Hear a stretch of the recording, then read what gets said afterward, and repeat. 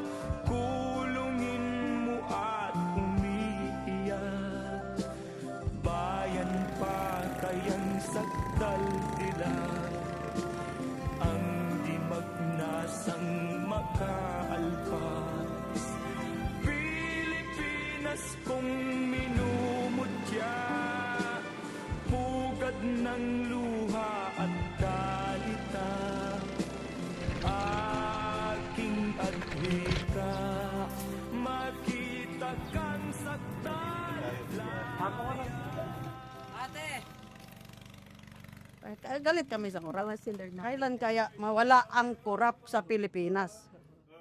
Paano? Ang nangungulo, korap. Yan lang ang sabi ko. Bibisi tayo sa korap. Ito, lugar na ito, nakatungtong ang Diyos. We experience flood like shoulder, neck deep, or more than that. I am a great example because I lost my right leg because of the flood. Of the flesh-eating bacteria that tore my muscles apart. So that's why.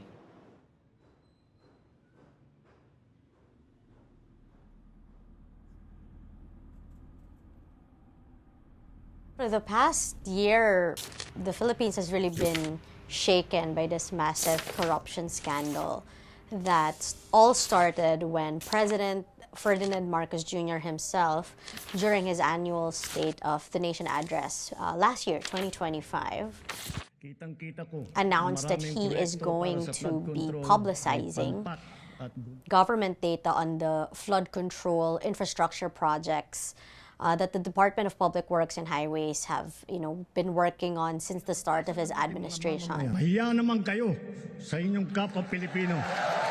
When President Marcos announced it, it was so surreal to me because the lawmakers in the hall clapped. Many of them stood up and, they were cheering him on as if, oh, he's our anti-corruption crusader. But in my head, you guys are the ones benefiting from it. Why are you clapping? You guys are the reasons why people are dying from the flood. Today we are going to interview Mr. Remulla, who is the current ombudsman who's been appointed by President Marcos Jr. to investigate the corruption scandal that erupted last year. Oh wait, you think that's me?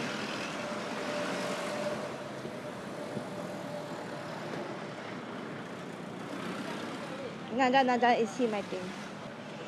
It's him. It's him, it's him.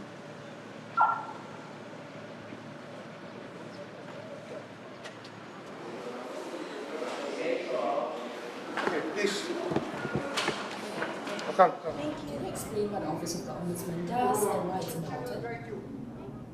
More or less, the role of the Ombudsman is to be the protector of the people, to protect the people's interest against corruption of people in government, and of course, against the regulatory agencies, which are supposed to check on the privileges of those who are serving utilities. They found out that there's this, I think about 10 to 15 contractors who have cornered government contracts. In securing government contracts, there has to be the proper bidding process. But by telling that data to the public, the president is saying there seems to be favored contractors. And then people started looking into who owns these firms. And some of them turns out to be congressmen also, or they have ties to congressmen. And that really started this whole unraveling, that it turns out lawmakers who are supposed to be the voice of their district or their town when it comes to budget deliberations. They're kind of using that power to get more money from the people they're supposed to be serving. And they manipulate the prices and the construction materials, the contracts of these flood control projects, either to purchase substandard materials or to say on the record that construction was completed, but it turns out there is no structure whatsoever or substandard materials were used, so that when a massive flood comes, obviously the bridge or the dike or the flood control structure would collapse and have killed people. What happens here is that President prepares a budget. That budget goes to Congress, and the Congress looks at the budget. The problem here is, during the time that the budget is being legislated, a lot of people want to get their hands on the budget. Some people want to blame the president for this, but I would blame, for me, the most important thing is the work of the legislators and the work of the executives in charge of the spending the money. We have to have a better way of spending the money. Yeah, but does the budget not eventually get approved by President Marcos? Oh yes, he has to sign the budget into law. That is what the legal system says. So how is he approving the budget for these projects? Because that's a presumption of regularity when agencies do their job. You do not presume that they're already trying to steal money immediately. It will only happen when you are checking the facts already and how everything is being implemented. And people will always look at the most powerful man in the country to him on what's happening. But of course, there are things that you cannot control when everything is happening simultaneously.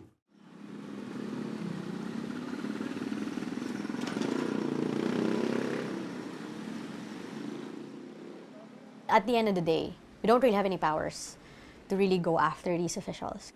Because if they don't show up to the hearings, what are they going to investigate?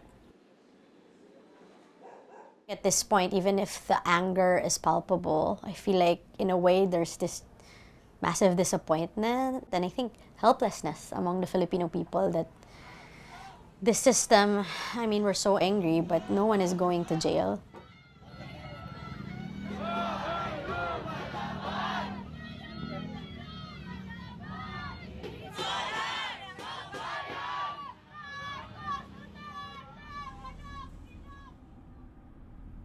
Ay, hindi namin alam po hanggang saan ang pagtitiis namin. Ay, tumatanda na ho kami dito.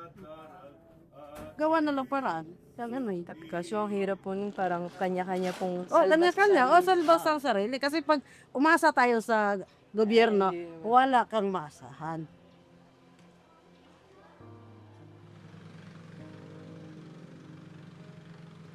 And what we are afraid of right now is because the youth of Agonoy are now planning to leave our town. Those who are graduating from college are thinking of relocating to other cities or to other provinces so that they can avoid the hardship of our situations here during flooding. Many of the people that we've spoke today, they're still facing problems like losing their houses, losing their loved ones to the floods because of all this corruption. Yes, So yes. if they're watching this interview today, what would you say to these people about justice? Well, justice will be done. It will happen. We are working every day. We will not let this go. We will not allow this to pass sitting down. We are at work every day.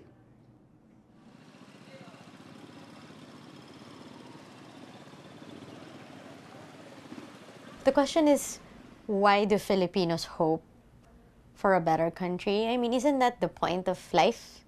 That you want a better life for yourself, for your family, for the people around you? And so I think for a lot of democracy fighters, hope is the only thing that, keeps you going. You keep on hoping because you know that there is a better life meant for your people. If you lose hope, then the evil forces would have truly won, and we don't want that.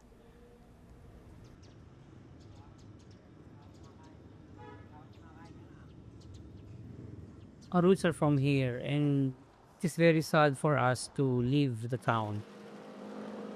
When you experience flood here, They not just focusing on flood, they just focusing how to enjoy despite of the flood. They just playing, they just drinking, they just eating. You know, because Laguna is not just for flood. We provide a lot of great people. Daras na mga apo namin, sana hindi namin maranasan ng mga apo-apo namin yung mga ganitong sitwasyon. In the Philippines, as someone also who's covered politics a long time, it's very easy to be jaded. But there was this former senator who said that the work of democracy is never finished. I think it's because the Filipino people is worth fighting for, and those are not my original words. Those are the words of former opposition senator Ninoy Aquino, who was the biggest rival of the late dictator Ferdinand Marcos, father of the president.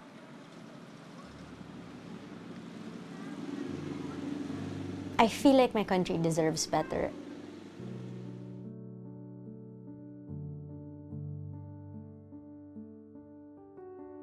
If I tell the stories of corruption, make these exposés, write about the story of my people, hopefully the stories will inform them and they can make better decisions for themselves.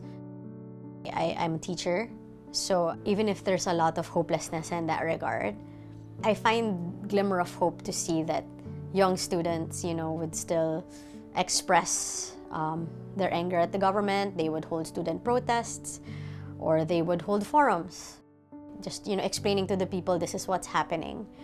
Those little acts may seem so small, but, you know, it gets people to care.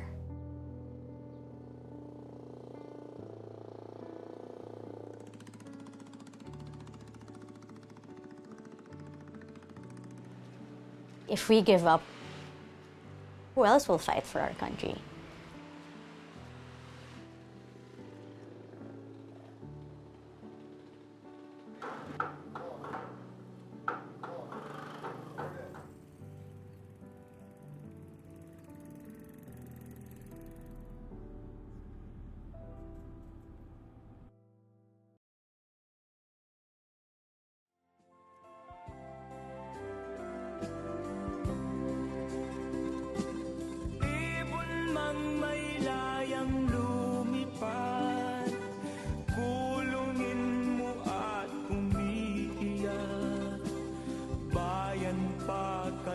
sakdal tila ang di magnasang makaalpas. Pilipinas kong minumutya, pugad ng luha at dalita, aking adlika, makita kang sakdal.